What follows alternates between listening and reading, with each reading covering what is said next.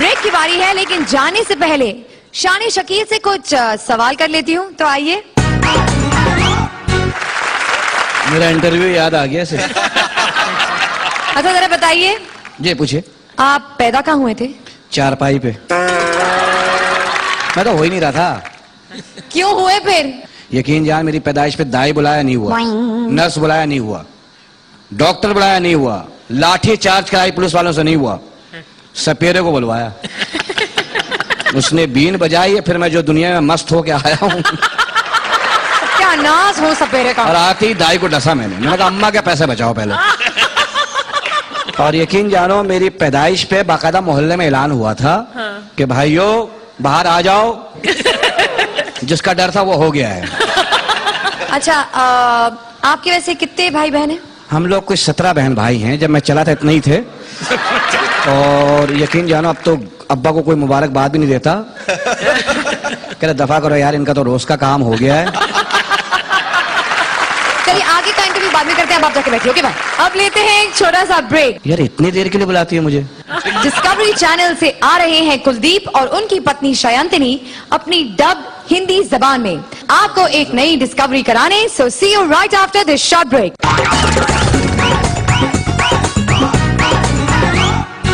Welcome back to comedy circus. इससे पहले कि मैं अगली जोड़ी को बुलाऊं, शान शकील के साथ जो बचा हुआ इंटरव्यू है वो जरा पूरा कर लें।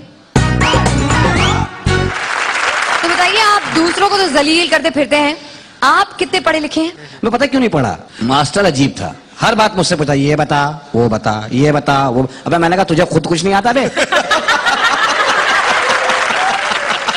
बच्चों से पूछ के तू दूसरों को बताएगा अपने नाम से हैं? पढ़ा हुआ बहुत हूँ।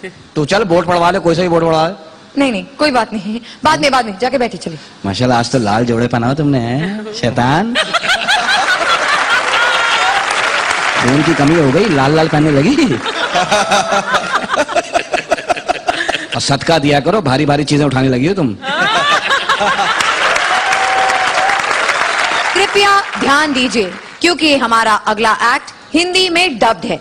ये डिस्कवरी हमारी तब हुई जब हमने मगरमच्छों के रिंग मास्टर को डिस्कवरी चैनल से रिसर्च करने के लिए यहां बुलाया। प्लीज वेलकम कुलदीप और शयंतनी।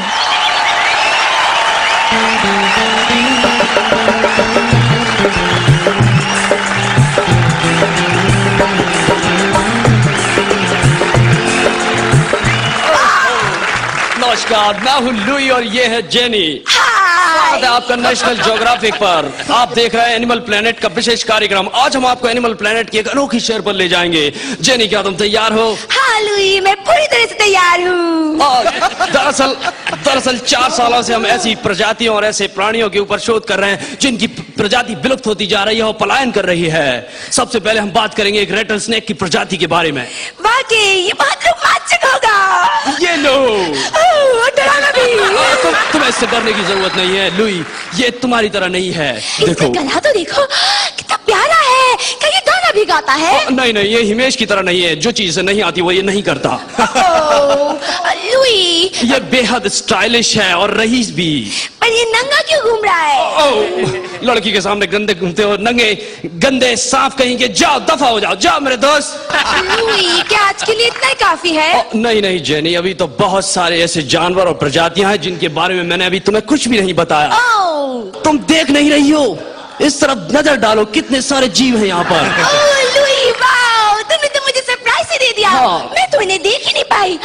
ये तो कितने सारे हैं। तो क्या तुम इनके लक्षणों और प्रजातियों के बारे में जानना नहीं चाहोगी? लुई, मैं वाकई बहुत बेताब हूँ। देखो मैं तुम्हें बताता हूँ, वो जो वहाँ बैठा है नीला वाला, वो पंजाब के उत्तर पूर्वी इलाकों से आया है।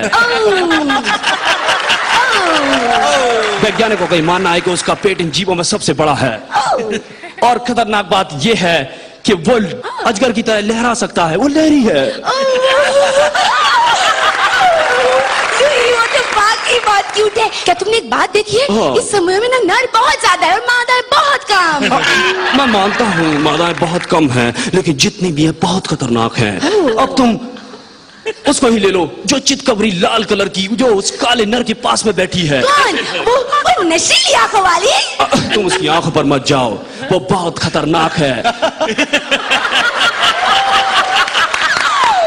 उसका एक विशेष लक्षण है घर में घुसकर घर को तोड़ देना। लुई, क्या मैं इसे घर तोड़ू मादा कह सकती हूँ? हाँ जरूर। लुई, वो पीली वाली ये कौन है? तुम उसकी बात कर रही हो मेरे ख्याल से। हाँ। वो भी एक मादा है। पर वो आधा क्यों है? इसे पर्याप्त भोजन और अनुकूल वातावरण नहीं मिलने की वजह से पूरी तरह विकसित नहीं हो पाई। लुई, जरा यहाँ तो देखो। वाह, यहाँ भी एक और मादा है और ये इन सबसे अलग है। ये कितनी प्यारी है और इसका त्वचा कितना मासूम। वाह जेनी, तुम गलती कर रही हो। ये मादा बिल्कुल मासूम नहीं है। ये अपनी मादा त्वचा को ज्यादा से ज्यादा दिखाती है। और मैं बता दूं तुम्हें कि इस इलाके की एकमात्र मादा है जो सभी नरों को अपनी ओर आकर्षित करती है।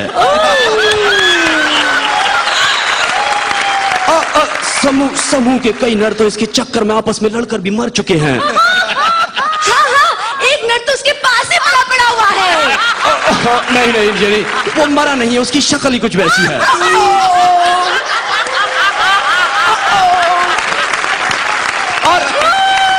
और दरअसल ये जो नर है, इसकी और भी प्रजाति के लोग इस इलाके में आ गए हैं।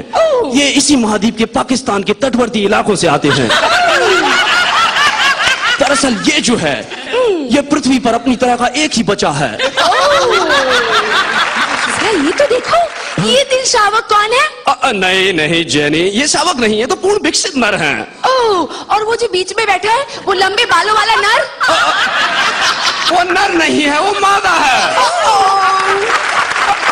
वो दरअसल उसे दूर से देखने पर वो नर का एहसास देती है, लेकिन वो एक खतरनाक प्रजाति की है। मैं तुम्हें बता देता हूँ कि वो यहाँ विचरते सभी जीवों का शिकार किसी भी क्षण कर सकती है। और वो कोई ऐसी वैसी मादा नहीं है। उसका मुंह सामान्य से 2/3 इंच ज्यादा खुलता है।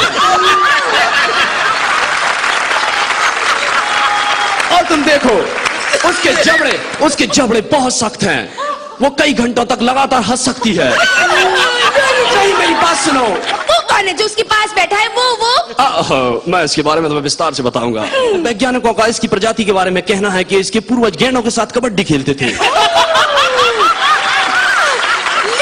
क्या मैं उसे पास जाके उसे छू सकती हूँ? नहीं, बिल्कुल मत जाना, वो बहुत भारी है। तुम उसके वजन की दब के मर जाओगी।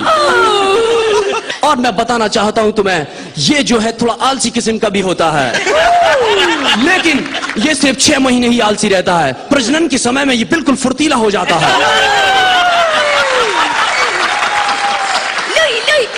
उसके बारे में तो मुझे कुछ नहीं बताया। वो कौन है? जेनी, तुम गलती कर रही हो। वो डॉक्टर शेखर सुमन हैं। वो कई दशकों से ऐसी प्रजातियों के ऊपर शोध कर रहे हैं। और कई बार वो शोध करने के लिए उन जीवों के बीच में रहने लगते हैं। हाँ, इसीलिए वो भी ऐसे हो गए हैं। नहीं, लेकिन ये बहुत हिम्मत का काम है जेनी। वाकई। लेकिन हमें जानना चाहिए, हम डॉक्टर साहब से खुद बात करते हैं कि हमने इन जानवरों का जो विश्लेषण किया, इनकी प्रजातियों के, उसके बारे में उनकी क्या राय है। अति उत्तम।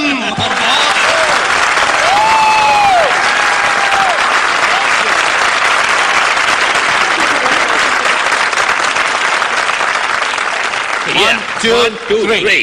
Oh my God! A perfect 10. Very good. 30 points. Thank you. Fantastic.